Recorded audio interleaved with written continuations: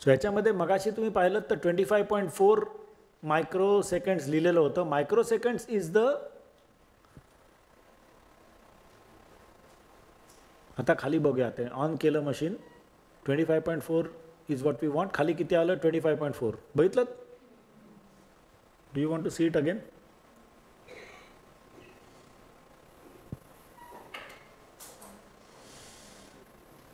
म्हणजे if the machine before starting any testing shows 25.4 on this calibration rod, this shows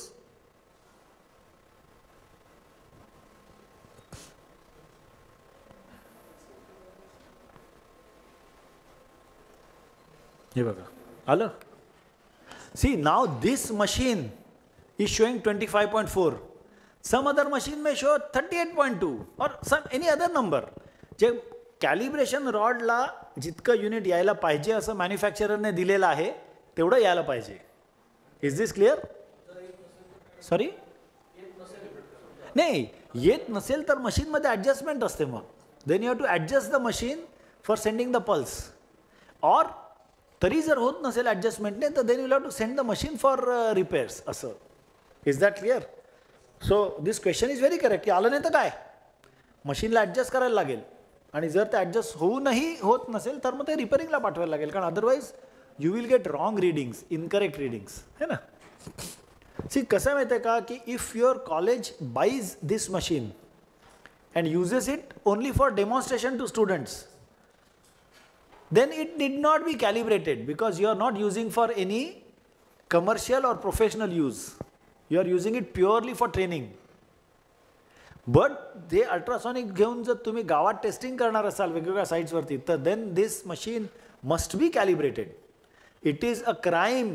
Crime म्हणजे एक सात्विक चूक आहे to use a non-calibrated machine. Is it clear? Because somebody else is repairing or not repairing the building based on your indications. त्यामुळे तुमचे indication 100% to the best of your ability बरोबरच पाहिजेत. बरोबर ना. म्हणजे स्ट्रक्चरल डिझाईन चुकीचं असलेलं चालेल का? नाही ना. तसंच रिपेअर इन्व्हेस्टिगेशन सुद्धा चुकीचं असेल तर चालेल का? नाही. So every machine has to be calibrated. आता आपण टेस्टिंग प्रोसिजर बघूया. आता आपण पाहिलं तो मध्ये कॅलिब्रेशन रॉडच्या दोन साईडला दोन प्रोब्स ठेवले होते.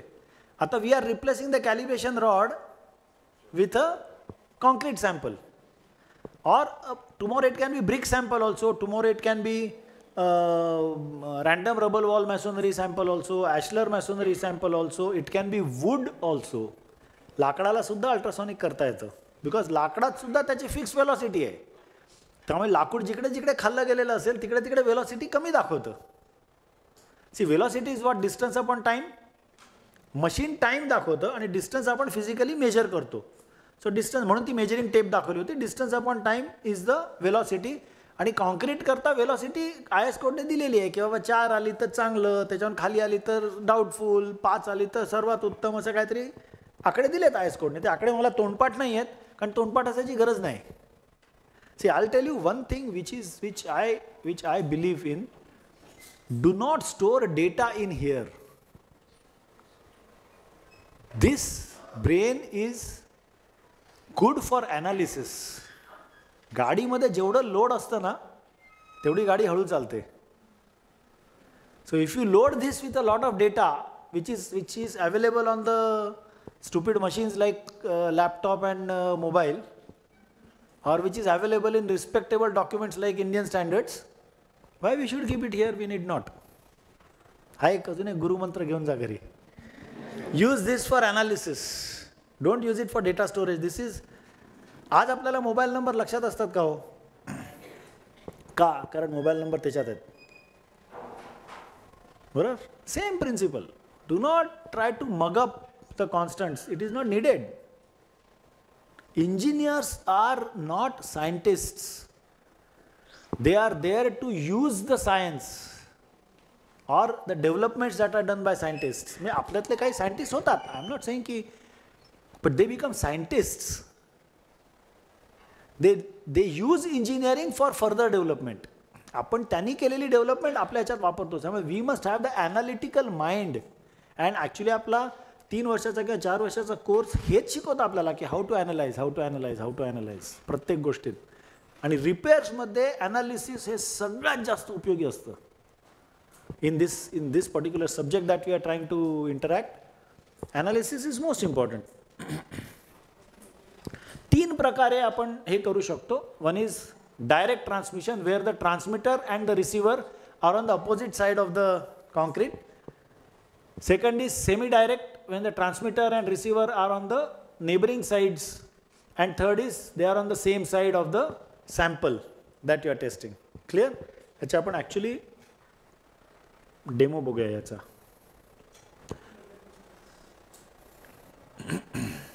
हे एक हा बीम आहे तो कॉलम सारखा ठेवला आहे कारण this is just a sample. This video is prepared for training purposes. He is applying Greece.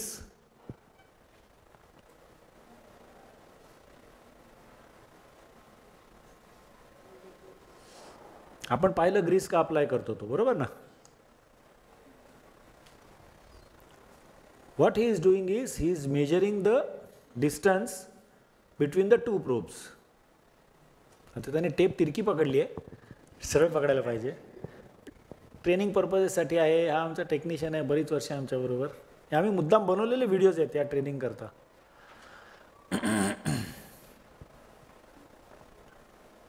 150 mm त्याने त्याच्यात पाथ लेंथ टाकली की 150 mm. आता आपण एक बघायला मगाशी बघितलं की V is equal to D upon T, बरोबर ना.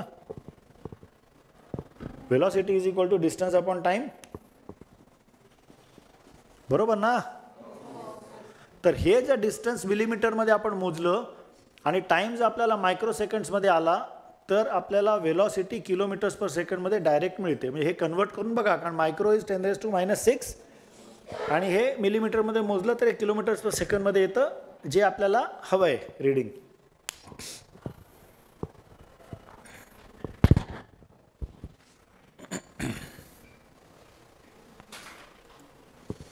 आता आपण फक्त तो काय करतोय बघूया. हे 2 प्रोब्स, त्यातला एक ट्रान्समीटर आहे, एक रिसिव्हर आहे. तो कुठलाही उलटसुलट कसाही ठेवायचा, त्याला काही इश्यू नाही आहे.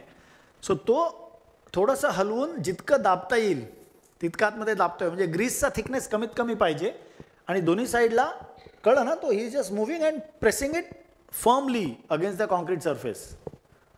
सो दॅट ग्रीसचा थिकनेस सुद्धा शुड नॉट इंटरफिअर ना. कारण ग्रीसमध्ये सुद्धा there will be a velocity of travel. The sound will travel at a fix velocity in grease. ग्रीसचा थिकनेस 3 mm आला तर काय त्याचा इंटरफिअरन्स येईल. We don't want that. आता हा इनडायरेक्ट मेथड दाखवते. मगाशी जी दाखवली ती डायरेक्ट मेथड बघितली ना सगळ्यांनी. डायरेक्ट मेथड ही direct method where both the transmitter and the receiver are on the opposite face. They have to be as much in front of each other as much as is possible. बरोबर ना, for higher accuracy. It's clear ना.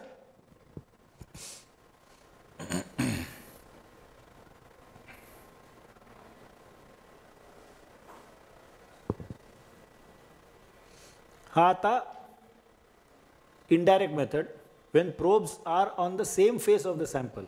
बरोबर. Is this clear? ही परिस्थिती कुठे आपल्याला वापरायला लागत असेल?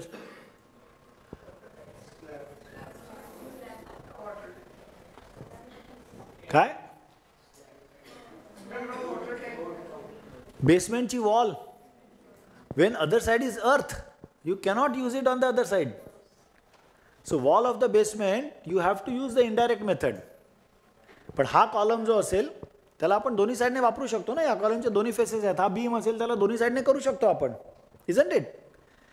Direct method when the probe and म्हणजे the transmitter and the receiver are on the opposite side of the face is the most accurate. तुम्हाला सगळ्यांना प्रायमरी वेव्ह, सेकंडरी वेव्ज आणि टर्शरी वेव्ज माहिती आहेत. प्रायमरी वेव्समध्ये सिग्नल इज द स्ट्रॉंगेस्ट.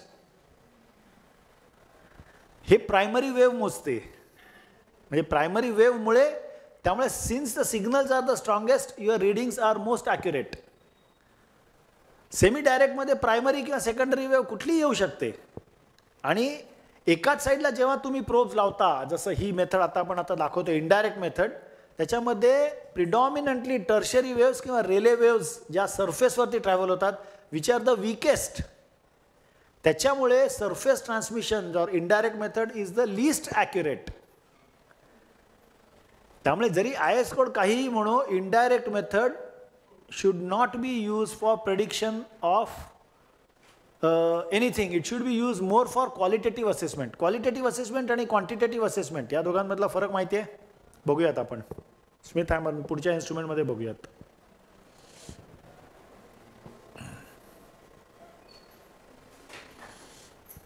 पहिली 5 equipment we will be going little slow and the next 7-8 equipments will be going little fast.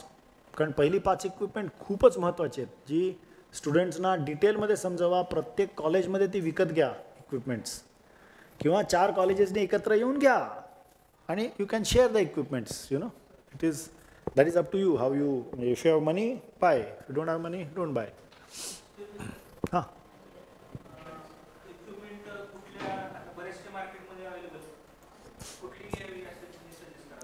I would not suggest anything. I'll tell you why. Because all equipments are good or all equipments are bad. गाडी कुठची घ्यायची, scooter कुठची घ्यायची, motorcycle कुठची घ्यायची? प्रत्येक motorcycle विकली जातेच ना. You have to decide why do you want to use it for. म्हणजे जर का तुम्हाला रोज मुंबई पुणे अपडाऊन करायचं असेल तर तुम्ही हायवेवरती कार घ्याल, बरोबर ना. तर तुम्हाला आमच्या लॅबोरेटरीकरता जे आम्ही इक्विपमेंट घेतो, मी तुम्हाला फक्त हिंट देतो, कारण मी कुठच्याही कंपनीचं नाव घेणं या फोरममध्ये बरोबर नाही.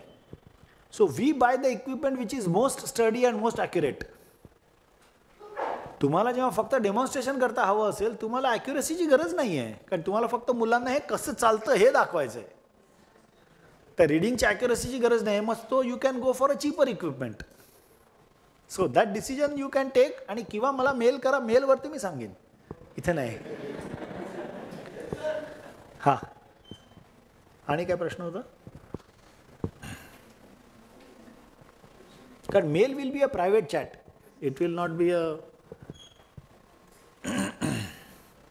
हा, आता इनडायरेक्ट मेथडचं रिडिंग आपल्याला फक्त दाखवतोय.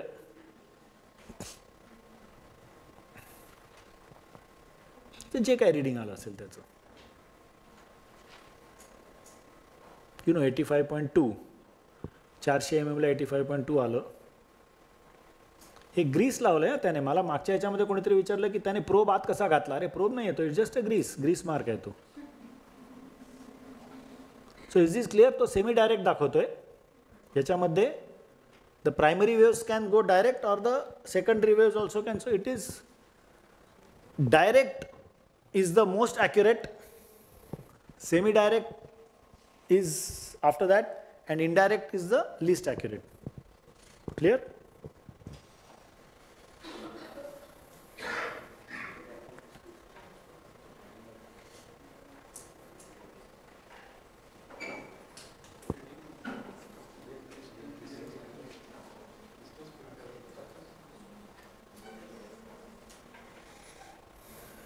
हे आपण पाहिलं. आता तर सर आपण ह्याला जाऊया परत. हे we take the triangular this thing ना, पायथागोरस थिअरम.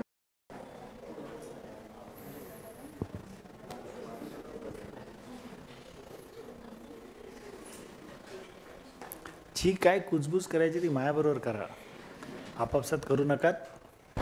जास्त फायदा होईल माझ्याबरोबर केली तर. Receiving transducer is coupled to the specimen. हे आपण पाहिलं. व्होल्टेज पल्सेस, हे व्होल्टेज लिहिण्यापेक्षा ultrasonic sound, high frequency sound waves when they are pass through a medium they travel at a fix velocity. हे सिम्पल प्रिन्सिपल आहे. हे उगाच complicate करायचं म्हणजे परीक्षेत लिहिताना हे लिहायचं, सांगताना ते सिम्पल प्रिन्सिपल. ते 3 इडियट्समध्ये कसं होतं, किताबों का डेफिनेशन तसा प्रकार आहे हा. ह्याला काय, ह्या डेफिनेशनला उगाच कॉम्प्लिकेट करण्यात अर्थ नाही. Receiving transducer is coupled to the specimen at a known distance of measure. हे आपण पाहिलं. देर आर 3 प्रॅक्टिकल अरेंजमेंट्स हे आपण पाहिलं. ॲप्लिकेशन्स. आता हे कुठे कुठे वापरता येईल? To assess the homogeneity of concrete, uniformity of concrete. एकदम क्लिअर का? आता मला कोण सांगेल की मला ह्या जर व्हॉइडचा अंदाज काढायचा असेल, साईज किती आहे, तर मी कसा काढू शकेन? हे कॉलममध्ये एक व्हॉइड आहे, आणि बाहेरून दिसत नाही ना, कारण बाहेरून तो कॉलम दिसतो. आता या कॉलममध्ये व्हॉइड आहे आतमध्ये कुठेतरी, तर कसा काढणार, कोण सांगेल? कसं आहे, एकदम सोपं आहे. आपण काय पाहिलं, अल्ट्रासॉनिक काय करतं, इथे हा ट्रान्समीटर आहे, इथे हा रिसिव्हर आहे. ह्या स्ट्रेट पाथ लेंथला अल्ट्रासॉनिक वेव्स फेकतो आणि मला एक वेलॉसिटी देतो. आता हाच मी इथे ट्रान्सफर केला, काय होईल? It will some distance it will travel through air. एअरमध्ये त्याची वेलॉसिटी कमी होईल, पण मी डिस्टन्स किती मोजलं आहे? हे तेवढंच मोजलं आहे. म्हणजे हे समजा 300 mm असेल तर हे 300 mmच आहे. त्यामुळे 300 डिवायडेड बाय इन्क्रीज्ड टाईम, कारण मशीन जास्त टाईम दाखवेल ना, त्याने वेलॉसिटी कमी होईल. म्हणजे मला कळेल की अरे इकडे कुठेतरी आता इथे डिस्ट्रेस नाही आहे, इथे डिस्ट्रेस आहे. मग मी या दोघांच्या मध्ये आणखी 2 रिडिंग घेतली की मला एक्झॅक्ट हा सरफेस कळतो.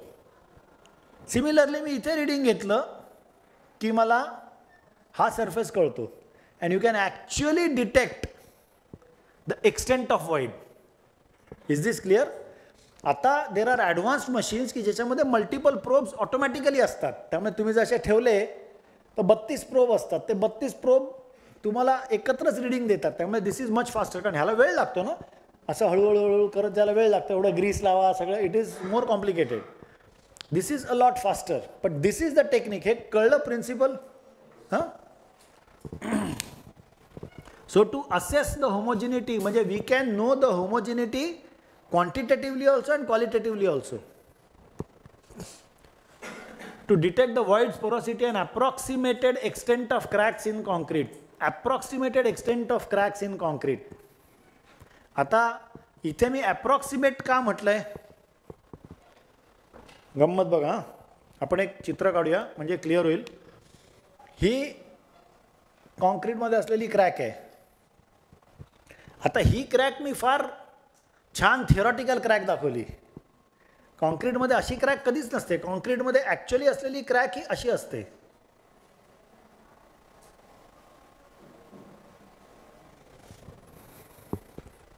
कुठेतरी ती आतमध्ये चिकटलेली पण असते.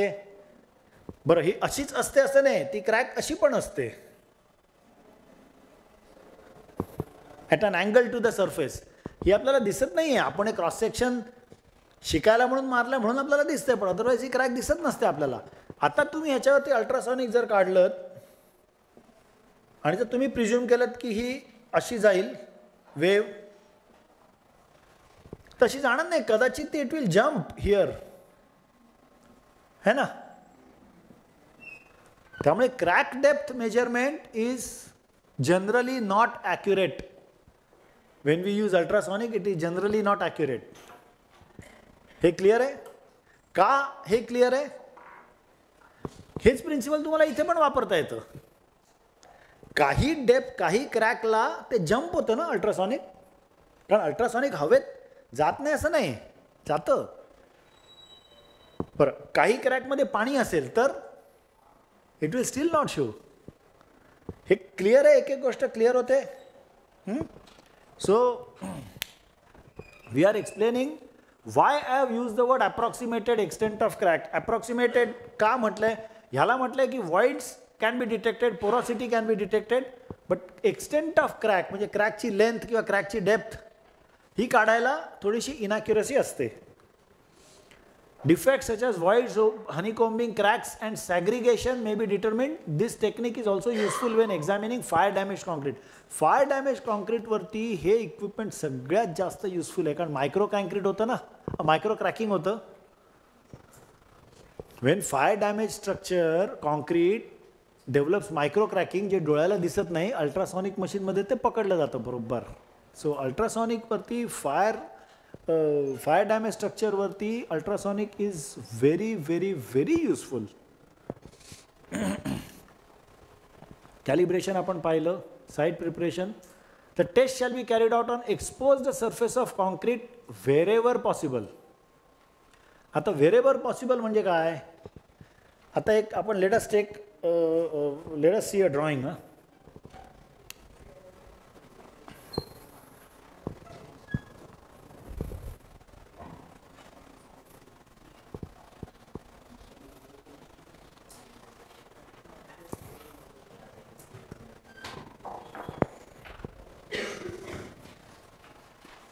हा बीम आहे, ह्याला असं प्लास्टर आहे.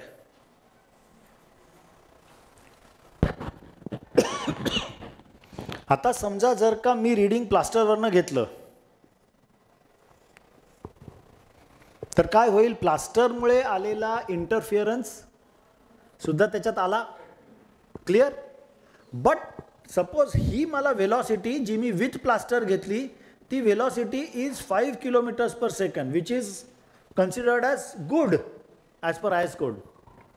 प्लास्टरमध्ये रीडिंग कमी येईल का प्लास्टरमध्ये रीडिंग जास्त येईल? कमी येईल लॉजिकली, कारण plaster is weaker compared to concrete. बरोबर. त्यामुळे प्लास्टरमध्ये रीडिंग कमी येईल. बरोबर ना. तर ह्या केसमध्ये ही 5 किलोमीटर आली वेलॉसिटी समजा, आणि विथ प्लास्टर आपल्याला व्हेरी गुड आलं. ह्याचा अर्थ काय की if this is good the concrete is very good,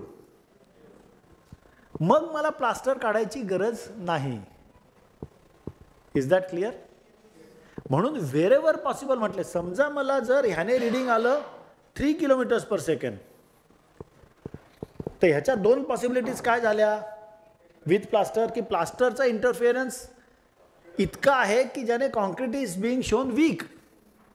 मग मला प्लास्टर काढून टाकून इथे आतमध्ये रीडिंग घेणं जरुरीचं आहे. Is this clear? म्हणून व्हेरेवर पॉसिबल हा शब्द आहे. हे तुम्ही समजा, कारण हे व्हेरेवर पॉसिबलची स्लाईड तुमच्याकडे येणार आहे आणि जेव्हा तुम्ही ती वाचाल ना आणि हा व्हिडिओ बघाल ना तेव्हा तुम्हाला कळेल की मी काय व्हेरेवर पॉसिबल, एक एक शब्द ह्याच्यातला महत्त्वाचा आहे. So understand the words. If the concrete surface is rough it should be levelled and smoothen by means of POP. बरोबर आहे, कारण जेवढा रफ सरफेस असेल तेवढा इंटरफिअरन्स जास्त ना. त्यामुळे POP लावून स्मूथ करायचा. म्हणजे आपण हे प्लास्टर काढलं ना समजा, त्याच्यातमध्ये टाचा येऊ शकतो ना, टाचाचा खड्डा असतो, तर तो खड्डा आपण POPने बुजवायचा. खरं तर काय, तो खड्डा थिअरॉटिकली त्याच ग्रेडच्या कॉन्क्रीटने बुजवायला पाहिजे. It is not possible. Not possible म्हणजे practically it is very very impossible, very very difficult. म्हणून POPने बुजवायचा. त्याचा आपल्याला फोटो पाहणार आहोत आपण. So you will know. Should use adequate coupling agent, हे आपण पाहिलं. To avoid air gap between the two. Dos and don'ts. Should not be conducted on debonded concrete surface or dado for obvious reasons. बरोबर आहे. Should we proceed? Should not be conducted on wet concrete. का? कारण wet concrete will have apparently more velocity compared to, म्हणजे त्या व्हॉइड्समध्ये जर मी पाणी भरलं तर वेलॉसिटी बदलेल. हे सगळे एक्सपेरिमेंट्स आहेत ना. तुम्ही एकदा मशीन खरेदी केलं ना की करून बघायचे. तुमच्या कॉलेजमध्ये काय करायचं, एक क्यूब भरायचा, असा क्यूब भरायचा, आणि याच कॉन्क्रीटमध्ये त्याच घाणीमधनं दुसरा क्यूब असा भरायचा. इथे रीडिंग घ्यायचं आणि ह्याच्यामध्ये रीडिंग घ्यायचं. ह्याच्यामध्ये बहुतेक रीडिंग येणारच नाही, आणि मग ह्याच्यामध्ये पाणी भरायचं आणि मग रीडिंग घ्यायचं. मुलांना तुम्हाला दाखवता येतं. You understand? हे एक वॉइड क्रिएट करून ठेवायचं व्हाईल कास्टिंग. त्याच्यातमध्ये एक लाकडाची हे भरून ठेवायची त्याला ऑइल लावून, आणि ती हार्ड झालं की काढून घ्यायची. You can create a concrete which is voided. हे सगळे एक्सपेरिमेंट्स मी 30 वर्षापूर्वी जेव्हा पहिल्यांदा मी इक्विपमेंट घेतलं, हे 88 साली, तेव्हा असे प्रचंड एक्सपेरिमेंट्स केले टू नो द इक्विपमेंट. गाडी विकत घेतली की गाडी चालवत राहायला लागते कंटिन्युअसली, तरच तुमचा, ज्याला हात साफ होणे म्हणतात ना, तसं आहे. प्रत्येक इन्स्ट्रुमेंटवरती तुमचा हात साफ झाला पाहिजे. You must know the equipment like this, असं. तरच ते equipment you will be able to. कारण otherwise these equipments are as stupid, or rather any machine is as stupid as is the person who is operating it. हे वाक्य कळतंय? or it can be as accurate as is the person operating it. म्हणजे आता हा camera अप्रतिम क्वालिटीचा असू शकतो, पण चेतनजींनी तो नीट फोकस नाही केला तर काय होणार? So he has to use his intelligence to do it. बरोबर आहे. Same is the case with all these equipments. These equipments are fairly simple, some of them are complicated. We will see. स्कायचं प्रिन्सिपलच कळत नाही आपल्याला. ठीक आहे, machine आहे, गाडीतल्या प्रत्येक पार्टचं आपल्याला नॉलेज असतं का? नाही ना, पण वापरतोच ना. तसं आहे. Should not be conducted where reinforcement is parallel to pulse. Pulse म्हणजे हे कळतंय? वाय? कोण सांगेल? स्टीलमध्ये